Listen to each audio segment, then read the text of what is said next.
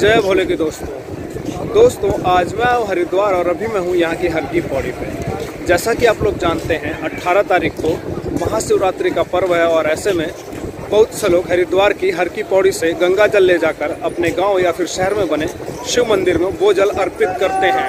और ये है सुबह 4 बजे का हर की पौड़ी का नज़ारा। और इस समय आप लोग देख रहे होंगे कि यहाँ पर कितनी बड़ी संख्या में कांवरिये आए हुए हैं और यहाँ पर इस समय गंगा स्नान कर रहे हैं। और ये है गंगा जी का मंदिर और गंगा जी के मंदिर के बराबर में बहती हुई गंगा नदी और ये हर की पौड़ी पे स्नान करते हुए कांवरिये।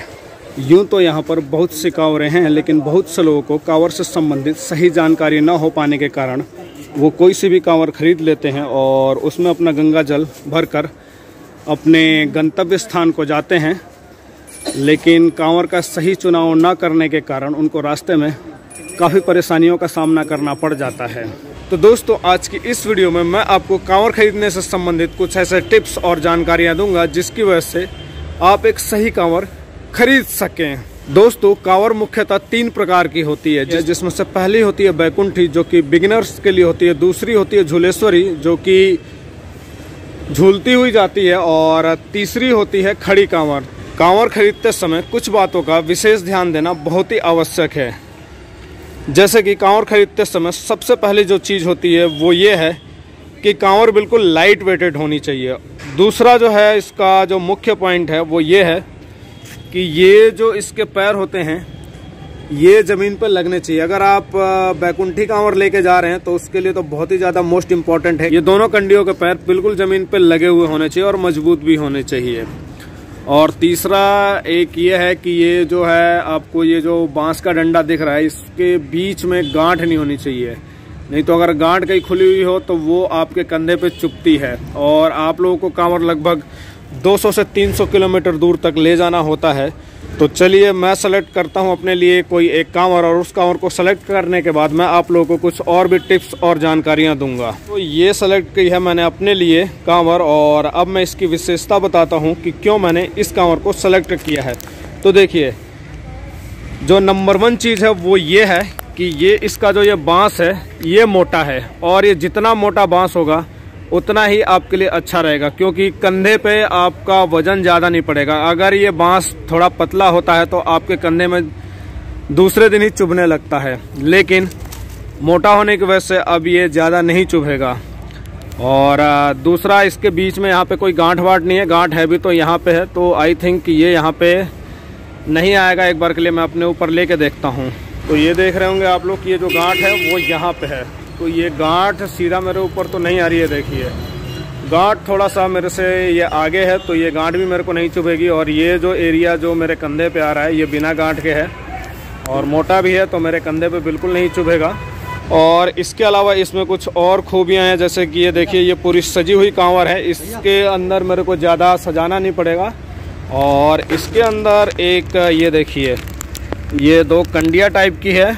कांवर खरीदते समय आप लोग इस चीज़ का बिल्कुल ध्यान रखें। ये देखिए ये कंडियों को ढकने के लिए ढक्कन होते हैं, तो इन ढक्कनों का विशेष महत्व होता है। और ये ढक्कन पूरे इसके साइज के हों, जैसे कि ये देखिए एक तो बिल्कुल इसके साइज का है और दूसरा जो ढक्कन है ये इसका छोटा है क्योंकि इसके अंदर चला गया है। तो इसको मैं अभी चेंज कराता हूँ। भैया थोड़ा सा इसको चेंज कर दो, ये ढक्कन देखो छोटा है।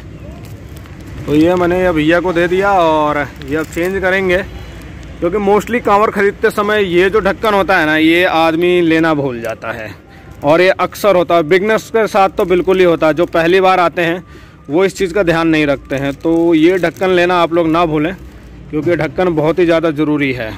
और इसके अलावा यहाँ पर और भी बहुत सी कांवर हैं, जैसे कि आप लोग देख रहे होंगे काफ़ी अट्रैक्टिव दिख रही है कांवर।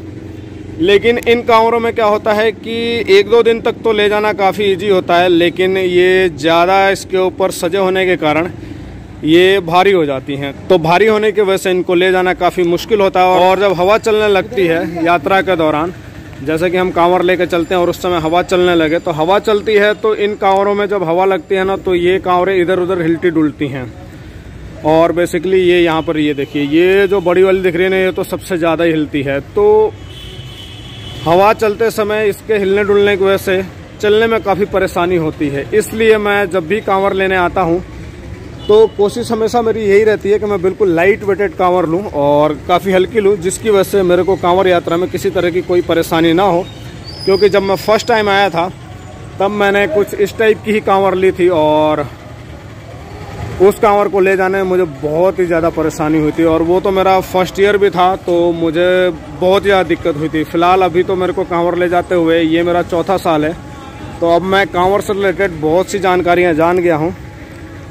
तो इसलिए मैंने सोचा क्यों ना आप लोगों को भी ये जो भी जानकारी आप लोगों के साथ भी शेयर करूँ, ताकि आप लोग भी कांवर लेने आएँ तो आप लोगों को इन कांवरों को सेलेक्ट करने में ज़्यादा दिक्कत ना हो। अभी इस कांवर में ये छोटी वाली कंडिया रह गई थी, ये देखिए आप लोग, ये भैया हमें छोटी वाली कंडिया दे रहे हैं। ये छोटी वाली कंडिया का जो मेन काम होता है वो होता है धूप और बत्ती रखने के लिए, और ये लोग भी अक्सर भूल जाते हैं क्योंकि लोगों को इसके बारे में जानकारी होती नहीं है।